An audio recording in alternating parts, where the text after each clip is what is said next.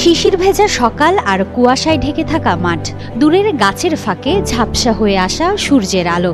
বাংলার প্রকৃতিতে এক অদ্ভুত কোমলতা ফিরতে শুরু করেছে, যেন প্রকৃতি নিজেই ঘোষণা দিচ্ছে শীত আসছে। গ্রাম বাংলার প্রকৃতিতে শীত আসি আসি করলেও শহুরে জীবনে উষ্ণতার পরশ রয়েই গেছে। পশ্চিম মৌসুমী বায়ু অর্থাৎ বর্ষা শিগগিরই দেশ থেকে বিদায় নিতে পারে। উত্তরের জেলা পঞ্চগড়ে শীতের আবহ লক্ষণীয়ভাবে বেড়েছে। পঞ্চগড় সহ দেশটির কিছু প্রান্তিক অঞ্চল মাঝে মধ্যেই হালকা থেকে ঘন কুয়াশায় ঢেকে যাচ্ছে। আবহাওয়ার দীর্ঘমেয়াদী পূর্বাভাস অনুযায়ী আগামী ৩ মাসের মধ্যে একাধিক শৈত্যপ্রবাহের মুখোমুখি হতে পারে দেশ। আবহাওয়া বার্তায় বলা হয়, দেশে স্বাভাবিকের তুলনায় বেশি বৃষ্টিপাতের শঙ্কা রয়েছে। পাশাপাশি বঙ্গোপসাগরে ৩ থেকে ৬টি লঘুচাপ সৃষ্টি হতে পারে, যার মধ্যে ১ থেকে ২টি নিম্নচাপ বা ঘূর্ণিঝড়েও রূপ নিতে পারে। অন্যদিকে অক্টোবরের প্রথমার্ধে দক্ষিণ পশ্চিম মৌসুমী বায়ু বাংলাদেশ থেকে পর্যায়ক্রমে বিদায় নিতে পারে।